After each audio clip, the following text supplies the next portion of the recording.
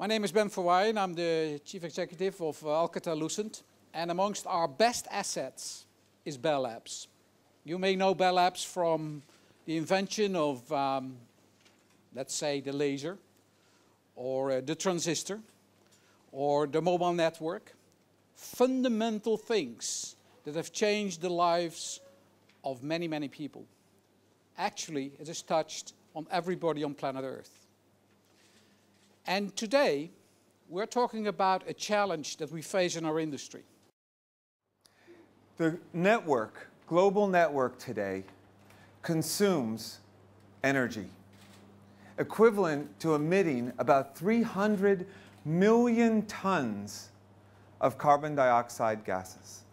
300 million tons today. That's equivalent to about 50 million automobiles, or 20% of the cars registered in the United States. That's a lot of carbon dioxide. And you know what? It's growing. Why? Because of the explosion in internet traffic. Going from information, voice to data, voice to video, high definition, three-dimensional television, all of these things contribute to a spectacular growth and success of the network. In addition to that, we have millions of people joining every year. Because of this, over the next decade, we can expect to see a tremendous amount of carbon dioxide emitted, even in addition to today's. If we do nothing, it will rise significantly. Now, of course, because of that, around the world and research groups and whatnot, there's a lot of work on developing technologies to address this important concern. But even if we take everything that we know, the technologies that we know today, and apply it, cannot compensate for this spectacular growth. At the very best, if we don't include the people growth and everything else, at the very best, we can hold it constant. But of course, it'll go beyond that. So of course, we have to ask ourselves the question, can we do better? Is there another way? It clearly isn't in the known technologies today, but is it even possible? Last summer, a handful of scientists, researchers, got together in a room, not around a blackboard, but around a whiteboard, to really think hard about energy inside of the network. Not only can it be reduced, but a more fundamental question, a more fundamental seminal question. And that question is, what's the minimum? What's the minimum amount of energy today's networks need to function? And over the summer, this team grew to over 24 scientists and engineers from many, many disciplines struggling with this problem.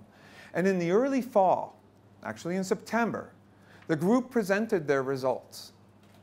And after presenting them, the audience was astonished to find that the minimum energy required to power the network is a factor of 10,000 times smaller than today's network. 10,000 times smaller.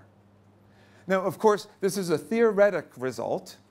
This is analysis, mathematics, and all of the fundamental thought that goes into this kind of thing. But a factor of 10,000, this is remarkable.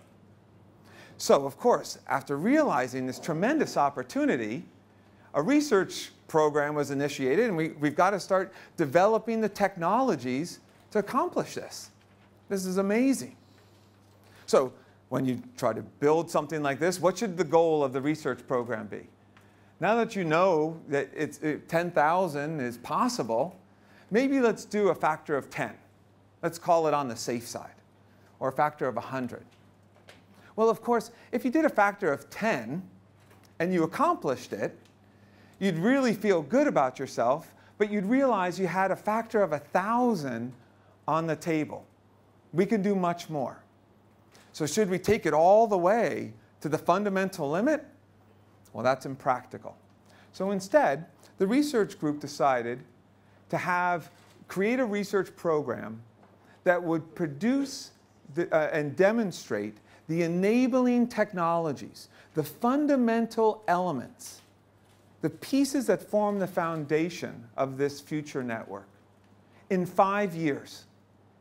5 short years to create this technology, with the goal, the very specific goal, of creating these technologies that would enable a factor of 1,000 reduction in energy. A factor of 1,000. So let me just help wrap our heads around what a factor of 1,000 actually means. The network, as I said, emits about 300 million tons of carbon dioxide gas. Imagine the amount of energy it takes the global network to operate for 1 day. 1 day. And there's a certain amount of energy that's required to do that. If we had this new network, that same amount of power that it takes to power 1 day today would represent 3 years of operations in this new network. Today's network, and I give you some of the highlights of it, is really optimized around performance, around simplicity of operation. It's, of course, energy is a consideration, but it's not really optimized around that. What we're talking about is a different way of thinking about the network. A network that is optimized both around energy as well as performance. This, of course, requires a very multidisciplined approach, as Jung pointed out. We need expertise in circuits, in algorithms, coding theory, in transport, in architectures, and of course, in many different ways of putting these pieces together. Bell Labs cannot do this alone. We recognize that from day one. So instead, what we've done is we've created a global research consortium that we call GreenTouch, with the specific goal that this consortium will demonstrate these enabling technologies that would lead to a factor of 1,000 reduction in energy consumption in 5 years. This consortium is open, an open innovation today for anybody inside of the ICT industry who wants to commit to this goal. And we draw upon the experts and leading thinkers from around the globe in this ambition, bringing in all sorts of different perspectives, leading thinkers in these areas of circuits and protocols and whatnot. So just to wrap up, eco-sustainability for ICT is incredibly important. We know that we consume and emit a lot of carbon dioxide, and we know that if we don't do something drastic, this will continue for the decade to come. We also recognize that today, with the technologies we know today, we can't improve it. We can at best hold it constant. But we know it's possible. We know it's possible. We don't know quite how yet. Those technologies are yet to be created, but we know it's possible. And that gives us confidence.